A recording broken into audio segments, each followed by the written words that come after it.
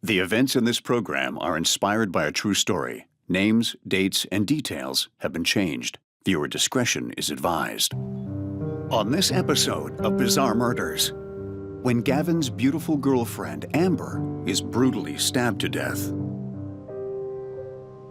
Gavin finds solace in the arms of his sympathetic ex-lover, Meredith. But when Meredith is arrested for attempting to murder her husband, Tim, a husband that Gavin didn't even know about, a shocking web of love, lust, obsession, and deceit unravels.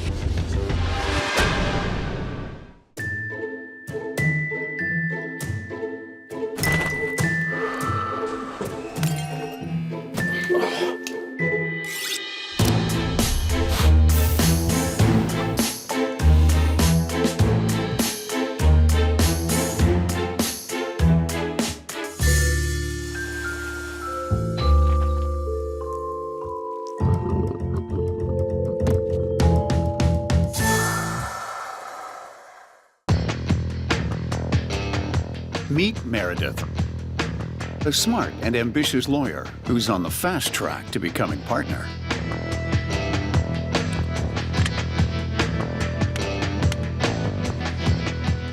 She's been married to Tim, her college sweetheart, for 13 years. Oh, what a shot! Damn. But Meredith finds herself a little bored with the repetition of married life. The spark may have faded from their marriage. Oh, jeez. But Meredith has plans to light it back up. Is that okay? Yeah. For Tim, it's a bit of sensuous fun. Guess what this is? For Meredith, it's something else entirely. Ooh, soft. Oh, like a feather. Yeah. I like this game after all. Tell me what this is. Well.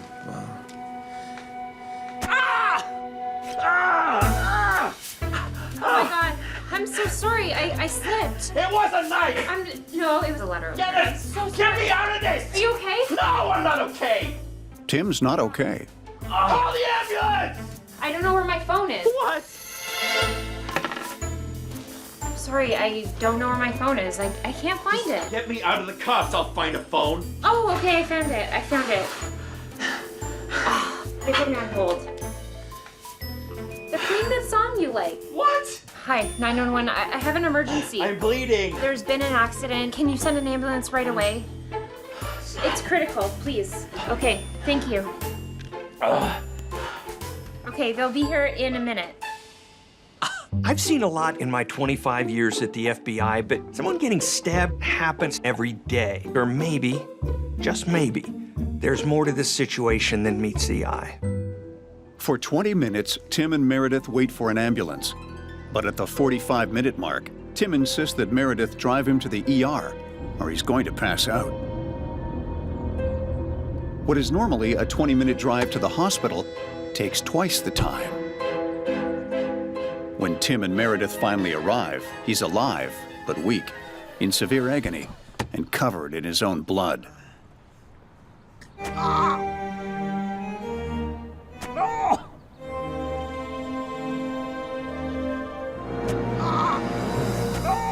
Hey! Oh, hi. Can you please help me? What's going on? My husband, something happened. Lucky for him, a passerby sees the struggle and comes to Tim's aid. Hospital personnel rushes him to the ER. Minutes later, he's in surgery. I have no idea what happened. I just found him like this. When the police speak with Meredith, she tells them that Tim got stabbed at work and came home with his wounds. I don't know what to tell you. When no ambulance came, she rushed him to the ER. Do you know anything? Is he okay right now? Do you know anything? FBI agents and cops are very literal people, so if you're gonna spin us a yarn, it's got to ring true. The thing to do now is hear her out, hear what she's got to say, and then see if the evidence bears it out. That's Investigation 101. Hope you were taking notes. It'll be on the quiz. This man found us, and he came and he helped me bring him into the hospital. But the Good Samaritan tells a different story. He saw Meredith lunging at Tim with a letter opener, so he came to Tim's aid. If you're gonna try to hoodwink a cop, give it your best shot, but you better hope they've got nothing to check your story against. Meredith figured that Tim wouldn't be alive to tell his side of the story, but he is, and he does.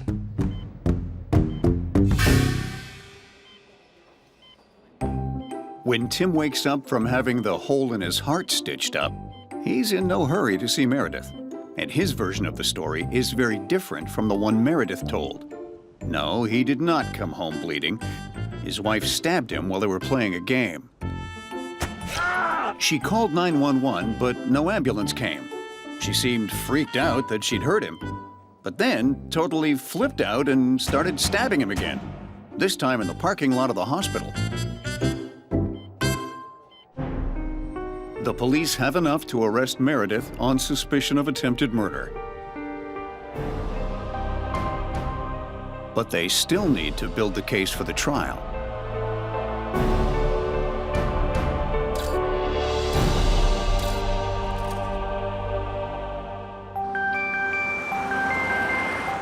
Detective Castle is the primary investigator assigned to the case.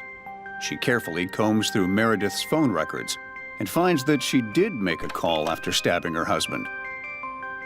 But she didn't call 911. She called someone named Gavin. Detective Castle does some investigating and finds out that not only does Gavin work at the same law firm as Meredith, but he was investigated in the brutal murder of his girlfriend 6 months earlier. Making connections is what crime solving is all about. That's what makes Sam Spade's story so compelling. He sees connections other people never would. That moment of insight, that's what you live for. 911, what is your emergency? I think there's a man attacking my neighbor. I heard her screaming and some kind of fight. When the police arrive expecting to find a domestic squabble, they instead discover something far worse. A grisly murder scene. The victim is Amber, a beautiful young woman with an Ivy League degree who specializes in international law.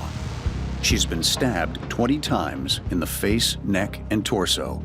The wounds are consistent with a sharp, narrow object, probably an ice pick. No valuables were taken. No witnesses. The neighbor who called 911 is nowhere to be found. The police find blood traces on a sink in the powder room and theorize that the person who killed Amber may have gone into the bathroom to wash up, leaving DNA behind. The blood sample is submitted for analysis, but can take up to a year for accurate results. Whoever committed the crime was likely known to Amber because she let that person into her home without a struggle. Local cops determined this was likely a crime of passion. An ice pick for a murder weapon speaks to a certain level of coldness. It's a very personal way to commit a murder. Gavin was considered a prime suspect because he's Amber's boyfriend. He's brought in for questioning by Detective Campbell, Seemed nervous. the lead investigator in Amber's murder. Throughout the interview, Gavin is emotionless and vacant. You guys worked together, that's right? Yeah, the law firm. You didn't have any reason to harm her. No. If I did, why would I tell you? It's an interesting question. At one point, he even starts picking at his eyebrows uncontrollably. All of these behaviors send up red flags for the investigators. And while Gavin may look like the perfect suspect, And where were you on the day she died? I told you I was at work. he has an ironclad alibi. I never left the building. The law firm has an elaborate security system. Its data backs up Gavin's story. So Mr. Eyebrows is off the hook for now, but if it were me, he wouldn't be completely off. I'd still be digging into his past because you never know what kind of skeletons you might be finding there.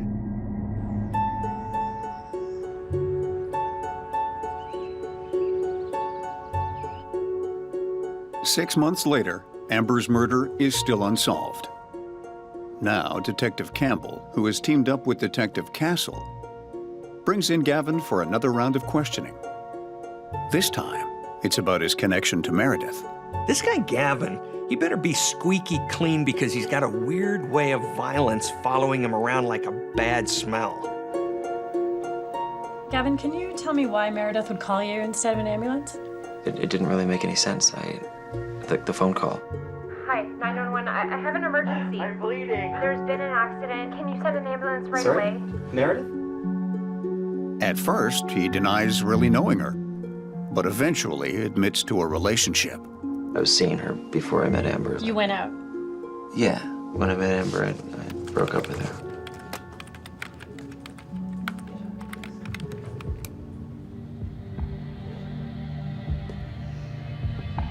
It becomes clear that Meredith wasn't thrilled with their relationship coming to an end. I guess Meredith didn't take too kindly to being cast aside by Gavin, especially for a younger colleague. Talk about your messy workplace love triangle. I mean, we all know jealousy is a powerful emotion. When it's unleashed, it can have a mind of its own.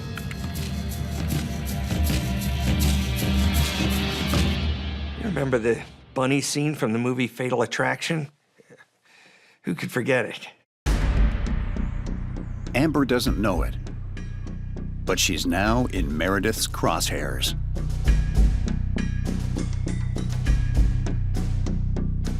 In Meredith's mind, it's not that Gavin isn't interested. It's that Amber is in the way. Did you know she was married? No? What?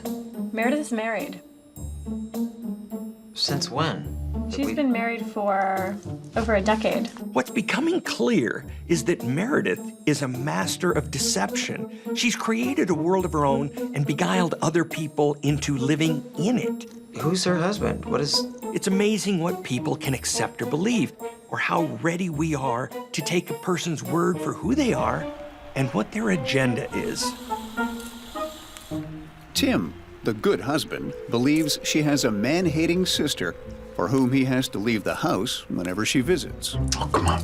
Oh, babe, my sister's gonna be here soon. Oh, yeah? Oh, I guess I'll go watch the game at the bar then. Okay.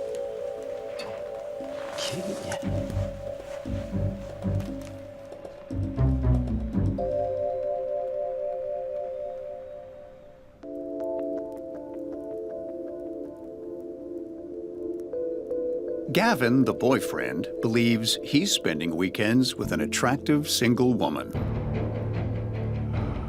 Meredith has spun an elaborate web of lies, making it possible to live the perfect double life. So Meredith stabs her husband, claiming it was an accident. And then we learn that she had an affair with a guy at work who traded her in for a newer model, which she didn't take kindly to. And that woman gets murdered, and that crime is never solved. Wow, that's way too much coincidence for me. If I were a betting man, I'd be looking more closely at Meredith. Having already established means and opportunity, police now have motive. Meredith had been having an affair and wanted her husband out of the way so she could be with her lover, Gavin. You've heard that expression, open and shut? Well, that pretty much describes the case against Meredith when it goes to court. The prosecution demolishes her implausible and constantly changing story. The stab wounds, the witnesses, the phone call to Gavin that proves she never even called 911. Meredith is convicted for the attempted murder of her husband, Tim, and is sentenced to 20 years.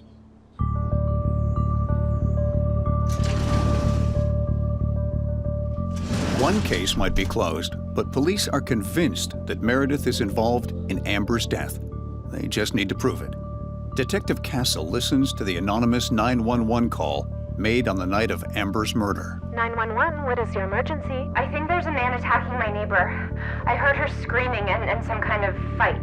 And is convinced that the voice belongs to Meredith. But when the 911 call is put through voice recognition software, the comparison isn't conclusive.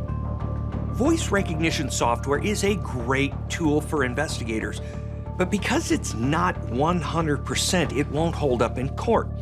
Investigators need to find evidence against Meredith that isn't circumstantial.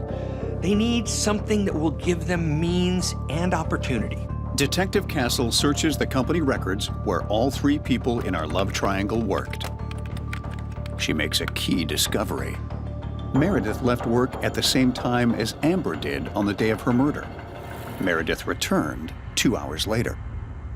The first M is motive. So, court date Wednesday. It is clear that Meredith was obsessed with Gavin and determined to be with him. Amber was the obstacle. Means. An ice pick isn't hard to get. And Meredith clearly knows how to stab someone because she's now in prison for having done just that. And the O is for opportunity. She had that as well. That security system that proved Gavin was at work when Amber was killed now reveals that Meredith was out. And Amber knew Meredith and would have let her into her home. So we have means and opportunity. But it's still circumstantial and won't necessarily hold up in court. Investigators need a smoking gun, a piece of evidence that places Meredith at Amber's home.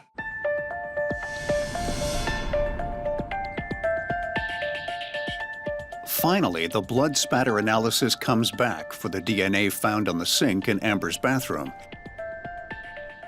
And they found a match. It's the smoking gun the police have been looking for. The blood found on Amber's sink matches Meredith's DNA. This places Meredith at the scene of the crime and is enough to arrest her for Amber's murder. At some point during the fight, without realizing it, Meredith nicked herself with the ice pick. This is actually very common, especially when the attacker is holding a sharp weapon that is slippery with blood. But when she washed her hands, she left some of her own blood on the faucet. And that's why the DNA results showed Amber's blood mixed with Meredith's. When Meredith starts talking, I love Gavin. I just wanted to be with him. the investigators realize she's one of those rare Like things, the only solution. Yes. Yeah. a true monster She deserved it. She was making me crazy. who's played everyone in her life to satisfy her lusts and obsessions. I had to be around them, flirting. It just drove me insane, like seeing them together every day at work, like making out in front of me. Unprofessional. When she lost Gavin to Amber, she set out to get him back, whatever the cost. How did you kill her? First, I hit her on the head with this thing and she fell to the ground, and then I stabbed her. I stabbed her multiple times. 20 times. Was it 20? I don't know. It felt like not enough. Let's go over it one more time. I went to her house. Would you like some water? I would love some. Thank you.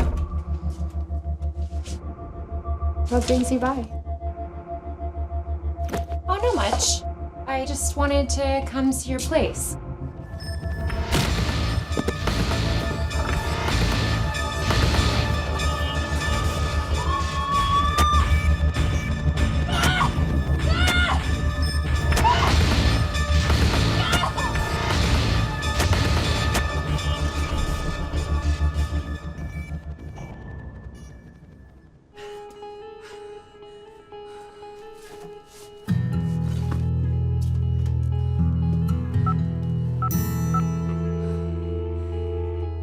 Hello. I think there's a man attacking my neighbor. I heard her screaming and some kind of fight. Can you send an ambulance?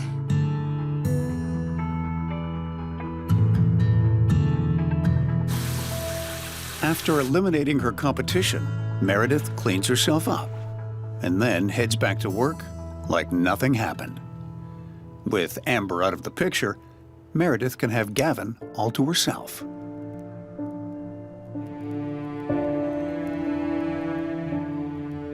They rekindled the affair, but this time, Meredith isn't prepared to lead a double life.